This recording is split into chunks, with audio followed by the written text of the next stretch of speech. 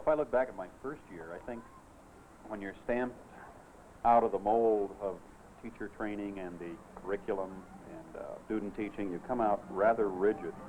Many teachers go on through teaching tightening up the longer they teach.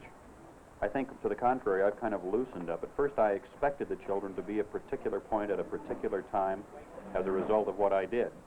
Shortly after about the first year, I began to look at the kids, and they just didn't seem to fit the mold that I had set up for them. So I guess as I got further along, I began to look at the kids to see what things they seemed to need to be happy. I guess that means successful, but not in the classic material sense. Just able to be productive for themselves, and that'll make them productive for society.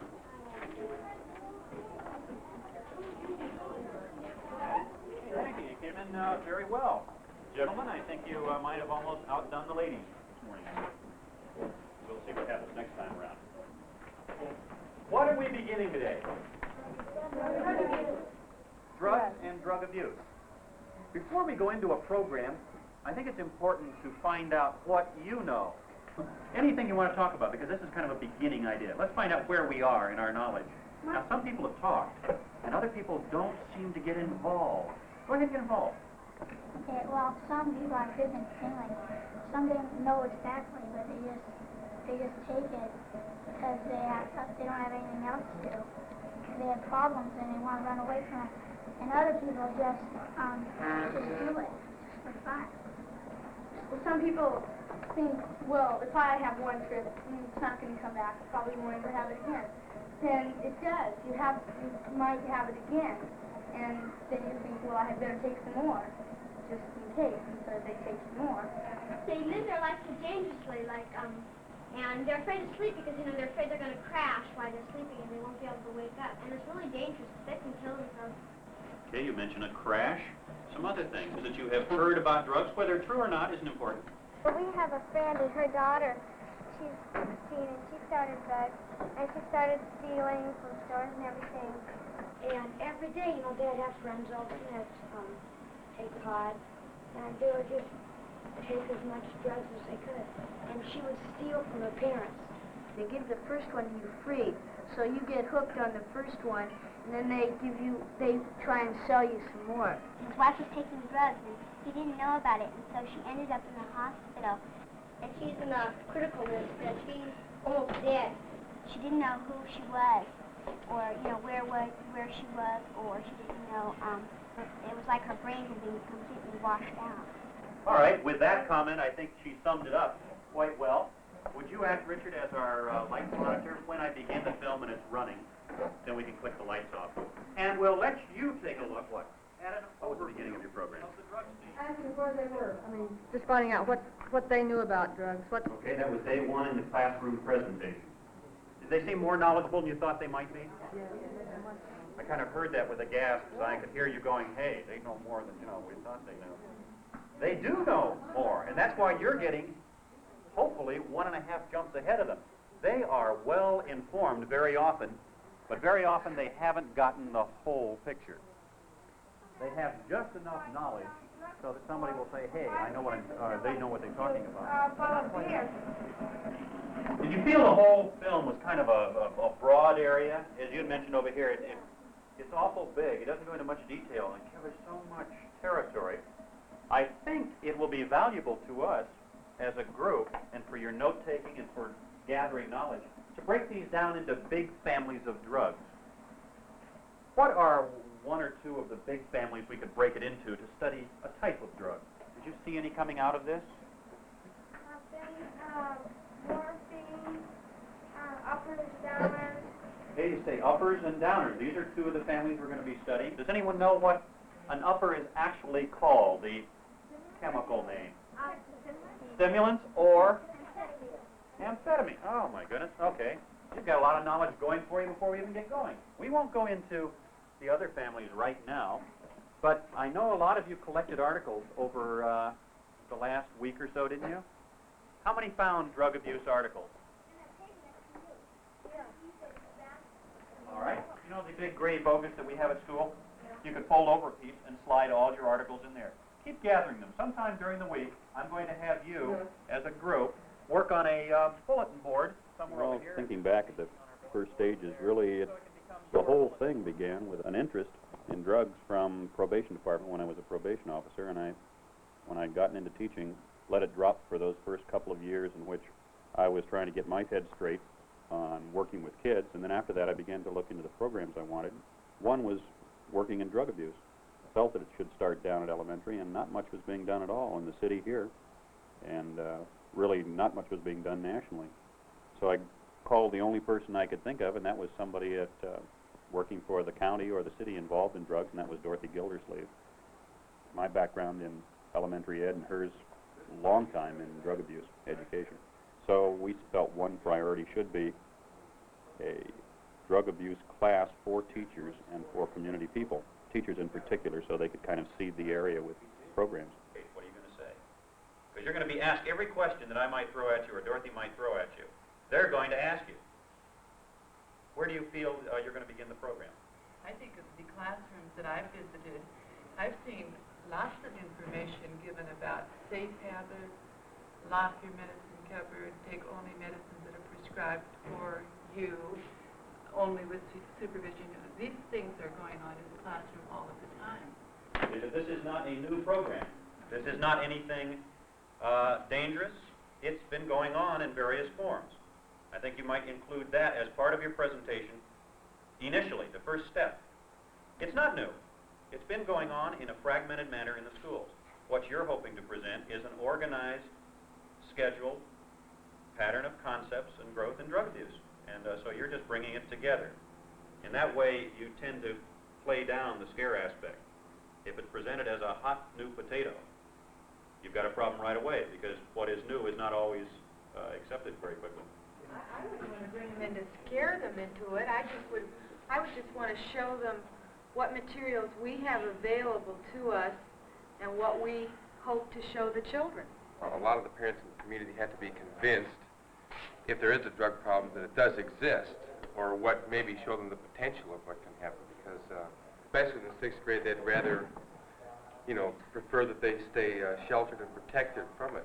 You'll be hard pressed to convince them. When they were in your age group, Gina has been talking with a lot of young people, and she has had a drug problem in the past, and she wants to share this. She's on the Speakers Bureau for Valley College. So, Gina, do you want to share some of the things with the boys and girls? Right. When I was in, I guess, the 7th grade, and they called an assembly the way they did then, the whole school congregated, and they talked to us about drugs. And this goes back maybe 20 years ago, and they really told us some funny things. They were so ridiculous that we had to laugh, telling a lot of lies. Let's tell her the truth and see what happens. Let you make up your own mind about drugs. And I can tell you what happened to me. We all like to think that we're something special, but we find out that we're really just one like a whole lot of them. And I know a whole lot of drug addicts. One of my friends suggested that I take a couple uppers, or bennies, amphetamines, whatever we're calling them these days, wipes. And I found that if I took a few bennies, it would give me a lot of energy, and I'd perk through my homework. I remember one night I stayed up all night to get a little rest at night. So that was pretty much the way I went along. Smoke a little grass in the afternoon, take a few uppers, then at night take a few downers, and the next morning need a few uppers again. At that time, it was mostly used heroin if you were a hard drug user. I met a fellow, but he was using heroin, and I begged him, just don't do it, it's going to hurt you. Poison, it'll kill you. And he ignored me, as most drug users do. And finally, one day, about 2 or 3 months later, I happened to look at this boy, and he hadn't fallen apart. It was, I thought it was a very funny thing. He was still looking fairly healthy. He looked good to me. He hadn't disintegrated, deteriorated, So I thought, well, I'll join him. I don't know, heroin is a life whereby if you get addicted, if you get a habit, strung out, whatever you call it, you have to have that narcotic in you every day. If you don't, you get sick. So usually you have to devote all your time to looking for that narcotic, or looking for the money to get that narcotic. You have to go to crime and then jail. If you don't overdose in the meantime and, die somewhere in the meantime. The first time you go to jail, you can usually call your mother or your father or one of your friends, if you still have any friends, and they'll come and bail you out. And if you have a good lawyer, you might get probation. But the second time or the third time comes when there's nobody to call. That cell door clangs shut, and you feel it. I'll tell you, I know we don't have too much more time in class, so does anybody have any questions they'd like to ask? How young were you when you started? I started smoking grass, I was about 13. Okay, yes, please. What happens when you get busted? You're in jail and you cannot get a fix. You get very, very sick, dear, and those jailers are cold-hearted. They are. Yes, sir. How long have you been off the... Year and a half, thank God. Yes. Well, what made you start to smoke grass? It started for me. And one of the parents did bring up the point that one of the addicts that children, ex-addicts that the children had heard, or I don't know who it was, showed how you sniff glue. And she was very upset about how it was going to lead her child down the path to drugs. So they weren't too happy with the program because it wasn't done by the LA City schools. And then my husband got up and said it probably was better because it wasn't done by the LA City schools. These reports that you've been doing are valuable to us because you're updating our research right on to this time. You won't be able to find this stuff as readily as you might get it presented to you by the people in the class. It provides you with a real fast way of getting an answer. And children are going to demand that you have an answer, even if it's I don't know. This free clinic on Lankershim Boulevard was started about 6 months ago. It's been a year and a half it's taken it to open up. And the lady that started it, she said that really shocked me. She said that their biggest problem now is heroin. And they're getting all kinds of calls from college people trying to either kick the habit or having a hard time. I chose the subject of marijuana because I knew so little about it, and I'd heard so much about everyone else knowing more about it than I did, so I thought I'd better know how to deal with it in the classroom.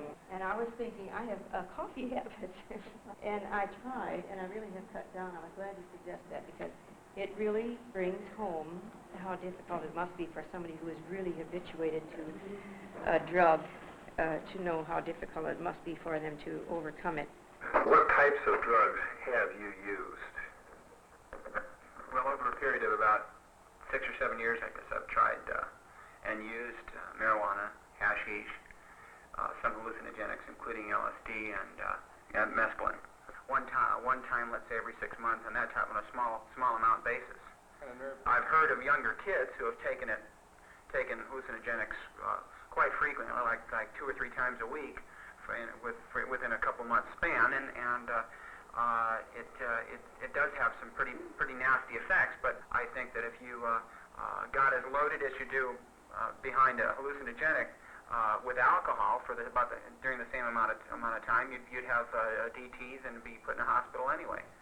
Maybe a person with that type of personality, the personality you might try drugs in the first place, maybe all we have to do is find some type of medicine and then it will alleviate this. I think that the only way you can effectively control drug abuse in any school is if the administrators recognize that there is a problem.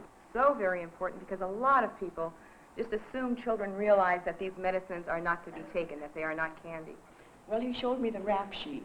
We saw that when we went to the jail. Narcotics when we refer to narcotics, generally we're referring to opium and drugs that are made from opium, such as heroin. And within 3 hours, all 12 rats were dead. However, it's as much the person as the content in our classroom. And I think we often tend to forget it. I know that I do. And I have to remind myself to forget very often getting to a certain point at a certain time and remember that I'm working with people and growing kids, and that their problems are evident by what they do right in the classroom. And I think you're quite aware of that. You can be reading to yourself what it is, and then I'll explain it a little bit further. Would you pass out to each person? Well, these particular little things you're getting, I'd like you to look over the directions just quickly as you get it. See if you can figure out what it is, and I'll read it to you in just a moment when everybody has a copy. It's called the Where I Want to Be ladder. If this ladder represents all the things you always wanted to be in your life, or all the things that you ever expect to feel, where would you think you would be on it in 5 years? Now, the top of the ladder, or 10. This little ladder that you see is an interesting kind of tool because children love it. You explain to the children that this is just for them.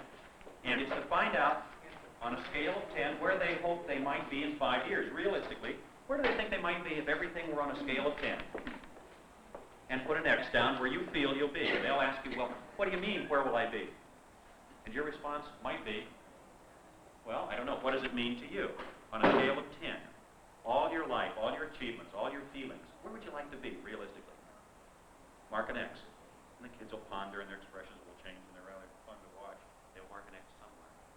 Well, let's think about what that ladder represents. Our whole life is there on the ladder on a 1 to 10 scale. Okay, in 5 years, where do you expect to be in all your feelings about yourself or all your achievements on that ladder of 10? The top is the most, 1 is the least. I'd like you to think about it as you mark an X somewhere where you think you'll be in 5 years. We had this again, like those things that we had. You see it's similar to what we were doing before? Similar, but not the same. It's where you expect to be in 5 years. Go ahead and make an X. I'll kind of walk around. Is there anyone who has not marked an X? Now that you have marked an X for where you think you're going to be in 5 years, I'd like you to put a 0 where you think you are now.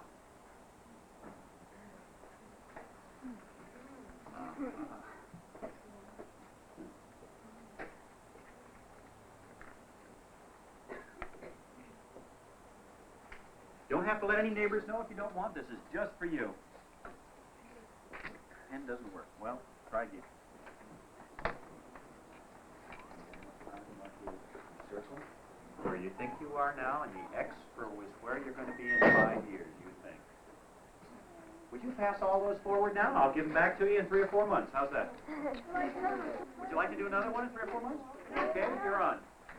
When we come back as a science group in the spring, we'll pick this up, all right? You can look back and see where you were way back in the dark ages of 1970. Would you collect them all across the front for me, please? Is that hard? Does it make you think a little bit? What did you think about as you did that?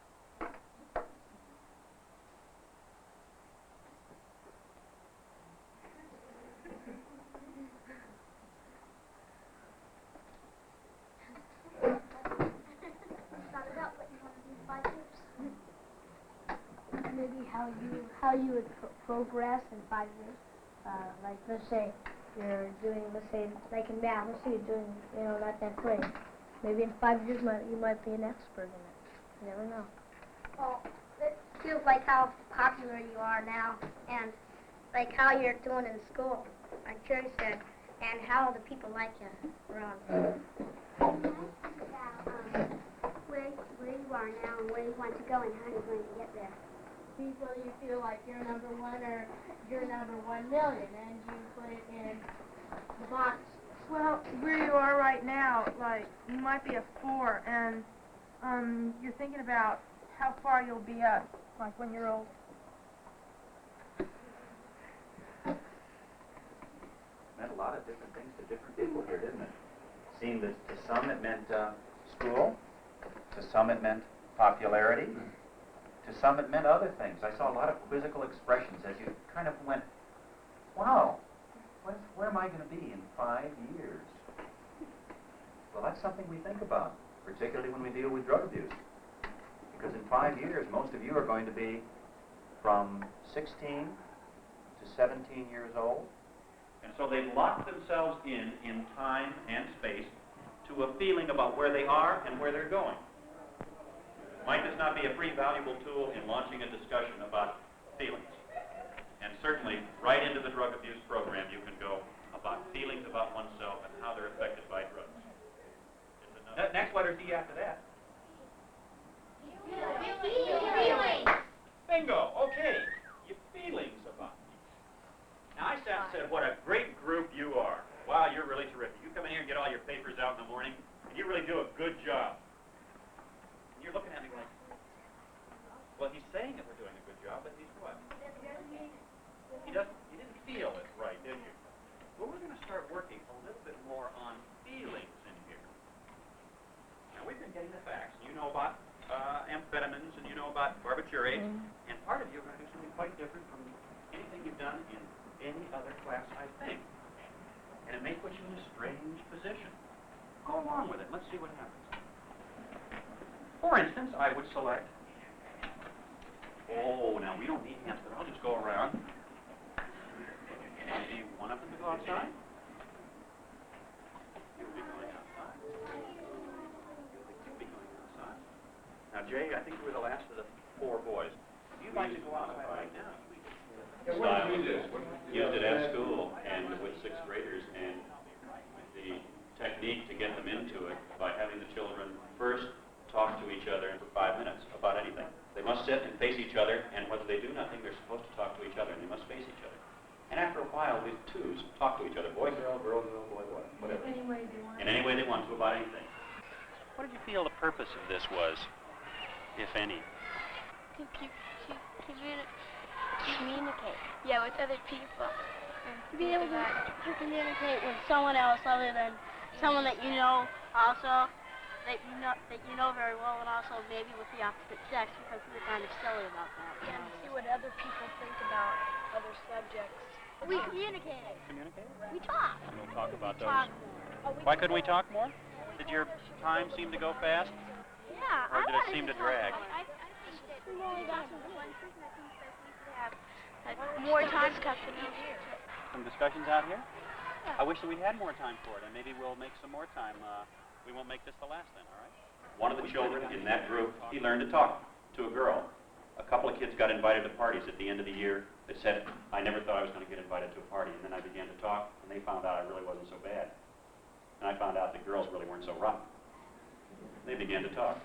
So that technique might be a lead-in to using this, whether on the elementary or the secondary. We presented it just as another tool you could use. And it ties right in with your drug abuse, sensitizing them to feel that they are A, worthwhile, and that others are worthwhile. But these tools, along with your self-evaluation tools, can be a valuable way to get kids to see you as a human being, because nobody but a human being would put on this kind of program. And often we aren't seen as teachers as being human. I mean, we don't eat and sleep, and things. Or they've run across a teacher that hasn't been human. But at least I think we'll come to the conclusion that they're worth working for, aren't they?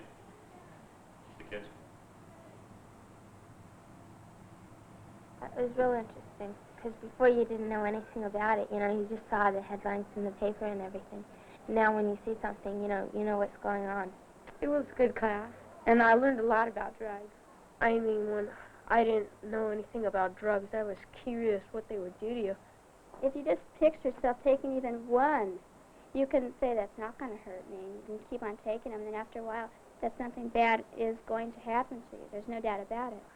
Why should you take drugs? Just, live a happy life and not just start something stupid. And that's about all.